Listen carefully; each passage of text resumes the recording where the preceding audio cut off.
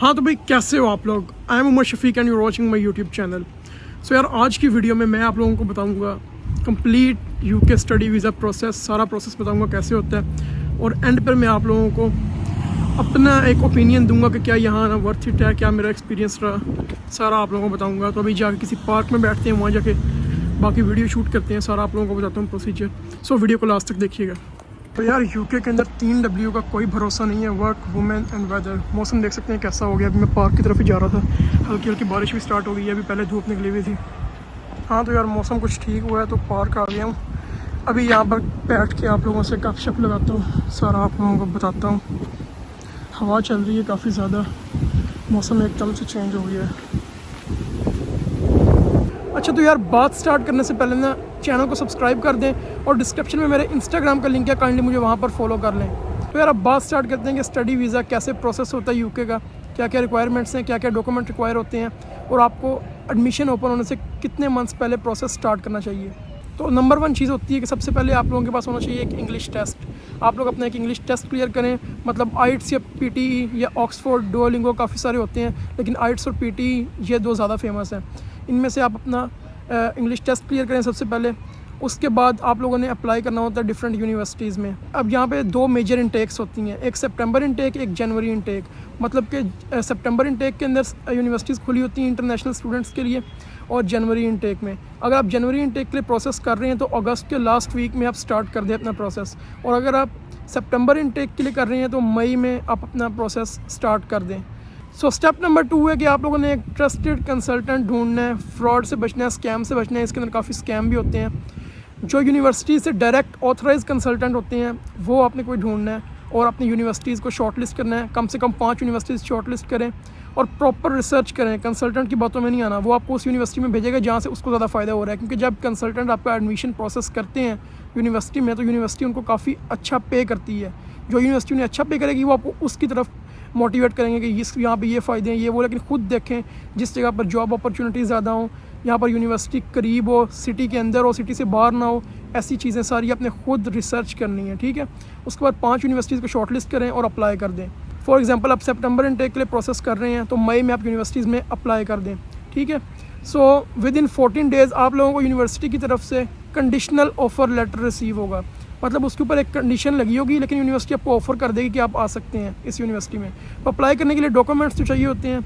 अगर आप बैचलर्स के लिए कर रहे हैं तो आप लोगों को चाहिए होगी अपनी इंटर की और मैट्रिक की सनद यानी डिग्री, और साथ रिज़ल्ट कार्ड, ट्रांसक्रिप्ट, आपको हर चीज़ चाहिए होगी ओरिजिनल, ठीक है। और उसके बाद जैसे प्रोसेस आप कर देंगे, आपको कंडीशनल ऑफ़र लेटर रिसीव हो गया। उसके बाद तो उसके ऊपर कंडीशन लगी होगी कि आप हमें अपना इंग्लिश टेस्ट सेंड करें। फिर आपने उन्हें अपना इंग्लिश टेस्ट सेंड करना है यूनिवर्सिटी को। उसके बाद वो आपके कंडीशनल ऑफ़र लेटर को अनकंडीशनल कर देंगे और आपको एक इंटरव्यू स्केड्यूल करेंगे जो कि वीडियो कॉल पे होगा, ठीक है। उसके अंदर वो आपसे सारे क्वेश्चंस पूछेंगे कि आप यूके क्यों सिलेक्ट कर रहे हैं, ये स्पेसिफिक यूनिवर्सिटी क्यों सिलेक्ट कर रहे हैं, ये सिटी क्यों सिलेक्ट कर रहे हैं, आपने कोई और कंट्री क्यों नहीं सोचा, आपका बैकग्राउंड क्या है, स्टडी बैकग्राउंड क्या है, मतलब कि आपका जो पीछे से बैकग्राउंड है वो मेडिकल का है, अगर आप यहाँ पे नॉन मेडिकल डिग्री सेलेक्ट कर रहे हैं तो क्यों कर रहे हैं, सारा आपने उनको बताना है। एक मतलब कि 30 से 45 मिनट तक एक वो इंटरव्यू होता है। वो जैसे आप क्लियर करेंगे आपको यूनिवर्सिटी कहेगी कि अपना इनिशियल डिपॉजिट अब पे करें। अब होता है कि यूनिवर्सिटी की यहाँ पे साल की फ़ी होती है 14,000 15,000 पाउंड्स फॉर बैचलर्स, और मास्टर्स के लिए 13,000 14,000 इतनी होती है फ़ी। तो उसमें से इनिशियल डिपॉजिट ज़्यादातर यूनिवर्सिटी आजकल 65% पाकिस्तान से ले रही हैं, और कई यूनिवर्सिटीज़ हैं वो 100% पाकिस्तान से लेती हैं पहले 1 साल की फ़ी, ठीक है। वो आपने पाकिस्तान से अब फ़ी पे कर दी अपनी। उसके बाद यूनिवर्सिटी आपको कंफर्मेशन देती है कि हमें आपकी फ़ी रिसीव हो गई है। तो उसके बाद वो कहते हैं हमें अपनी बैंक स्टेटमेंट आप शो करें, ठीक है।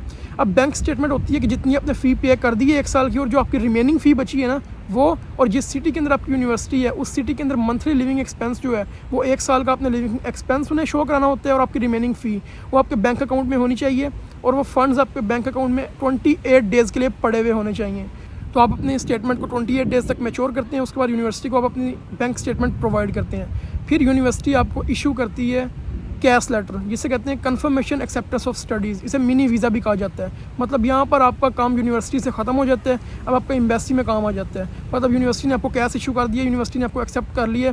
कैश के ऊपर आपकी हर चीज़ लिखी होती है, क्लासेस कब से स्टार्ट है, कोर्स का बैंड हो रहा है, क्या सीन है, हर चीज़ उसके ऊपर लिखी हुई होगी। उसके बाद आप लोगों ने वीज़ा फाइल करना है।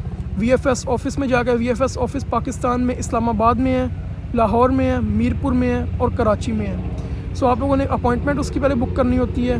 और हाँ, एक चीज़ रह गई, ये वीज़ा फ़ाइल करने से पहले बैंक स्टेटमेंट जब आप स्टार्ट करते हैं उसके अंदर ही आपने अपना TB टेस्ट यूनिवर्सिटी को प्रोवाइड करना होता है। पाकिस्तान में काफ़ी सारे TB टेस्ट के इंस्टीट्यूट्स हैं जो कि UKVI से ऑथराइज़ हैं, वहाँ से आपने अपना TB टेस्ट करना होता है। आपका TB क्लियर है, वो भी अपने यूनिवर्सिटी को देना है, ठीक है। उसके बाद जब आपने एम्बेसी में जाना है तो वहाँ पर आपने अपॉइंटमेंट बुक करनी है, अपना कैश लेटर अपलोड करना है पोर्टल के ऊपर, वो सारा आप लोग को कंसल्टेंट बता देगा। अपना कैश लेटर अपलोड करना है, अपना इंग्लिश टेस्ट करना है, अपनी सारी डिग्रीज़ करनी है, each and every educational document वहाँ अपलोड कर देना है और अपना TB टेस्ट भी अपलोड कर देना है और आपका वीज़ा फ़ाइल हो जाएगा। अब वीज़ा दो तरह का होता है, एक होता है स्टैंडर्ड, एक होता है प्रायोरिटी। स्टैंडर्ड का मतलब है कि आप लोगों को विदिन 21 डेज़ रिस्पॉन्स आएगा, जो कि आजकल 1.5 से 2 महीने लग जाते हैं, इतनी जल्दी नहीं आता। और प्रायोरिटी का मतलब होता है कि आप लोगों को विदिन 7 डेज़ रिस्पॉन्स आ जाएगा, लेकिन उसका भी आजकल 15 to 20 डेज़ लग रहे हैं, डिपेंड ऑन लक और आपकी प्रोफाइल कैसी है उस पर डिपेंड करता है, आपका पीछे स्कोर कैसे हैं, क्या सीन है सारा। और वीज़ा फ़ाइल करते वक्त आप लोगों ने अपनी NHS फ़ी पे करनी होती है, नेशनल हेल्थ सरचार्ज, जो कि आपकी UK के अंदर हेल्थ इंश्योरेंस होती है कि अगर आपको यहाँ पर कोई मसला हो तो आपका यहाँ पर ट्रीटमेंट फ्री ऑफ कॉस्ट होगा, वो आप लोगों ने पे करनी होती है, जो कि आजकल 1035 पाउंड्स पर ईयर है, ठीक है। जितने ईयर का आपका कोर्स है उतने पाउंड आपने वो पे करने हैं एम्बेसी को। उसके बाद जब वीज़ा फ़ाइल करना है फिर आपकी वीज़े की फ़ी होगी, जो कि स्टैंडर्ड वीज़ा है उसकी फ़ी होती है 500 पाउंड, अगर आपने प्रायोरिटी करना है तो उसकी 1000 पाउंड फ़ी होती है, ठीक है। जैसे ही आप ये पे कर देंगे आपको वीज़ा फ़ाइल हो जाएगा। जैसे ही आपका कोई रिस्पॉन्स आएगा, आपका अगर अप्रूव होता है, अगर रिफ्यूज़ होता है, डिपेंड ऑन योर लक, इंशाल्लाह अप्रूव ही होगा आपका, तो आप लोगों को मेल आ जाएगी। उसके बाद पासपोर्ट अपना जाके अपने एम्बेसी से कलेक्ट करना है और वीज़ा आपका लग गया, फिर सिर्फ अपना टिकट बुक करनी है और आ जाना है। तो टोटल जो एक्सपेंस आप कह सकते हैं कि आता है पूरे प्रोसीजर में फॉर बैचलर्स 50 to 55 लाख आ जाते हैं और मास्टर्स के लिए 45 to 50 लाख आपके लग जाते हैं। लेकिन अभी आप कह रहे होंगे इतने ज़्यादा पैसे ये वो, बट आप लोग UK, United Kingdom, England, Great Britain, इंग्लिस्तान, विलायत आ रहे हैं, आप लोग यहाँ पर आकर कवर कर लेंगे। बस हार्ड वर्क करें और मेहनत करें, इंशाल्लाह आप लोग कर लेंगे कवर। और अब मैं अपना ओपिनियन देता हूँ कि क्या यहाँ आना वर्थ इट है। तो आप लोगों को सीरियस बताऊँ, फॉर बैचलर्स लोग कम ही रिकमेंड करते हैं कि यहाँ पर ना आए, क्योंकि 3 साल की डिग्री होती है, पूरी फ़ीस आपने देनी होती है और बैचलर में बच्चा इतना मैच्योर नहीं होता। लेकिन अगर आप हार्ड वर्क कर सकते हैं, अगर आप हर चीज़ बिल्कुल प्रोफेशनली डील कर सकते हैं, तो मैं कहता हूँ ज़रूर आएँ, बहुत अच्छी अपॉर्चुनिटी है। बाकी ये बातें होती रहेंगी कि वहाँ के हालात ऐसे हैं, ये है वो है, जॉब्स नहीं है, हर चीज़ मिलती है, हर चीज़ मिलती है, मेहनत करें। और सेकेंडली फॉर मास्टर्स मैं ज़रूर सजेस्ट करूँगा, ज़रूर आएँ आप लोग। तो आपको बाद में 2 साल का PSW मिलता है, उसके अंदर आप पैसे अपने सारे कवर कर लेते हैं। तो ये सारा सीन होता है, बस एक अपनी जर्नी को प्लान करके आएँ, माइंड बना कर आएँ। तो इंशाल्लाह ऐसे ही मैं आप लोगों के लिए वीडियोस बनाता रहूँगा, स्टूडेंट वीज़ा के रिलेटेड हेल्पफुल वीडियोस, और आगे व्लॉग्स भी बनाऊँगा इंशाल्लाह। तो चैनल को सब्सक्राइब कर लें। मिलते हैं नेक्स्ट वीडियो में। अल्लाह हाफिज़।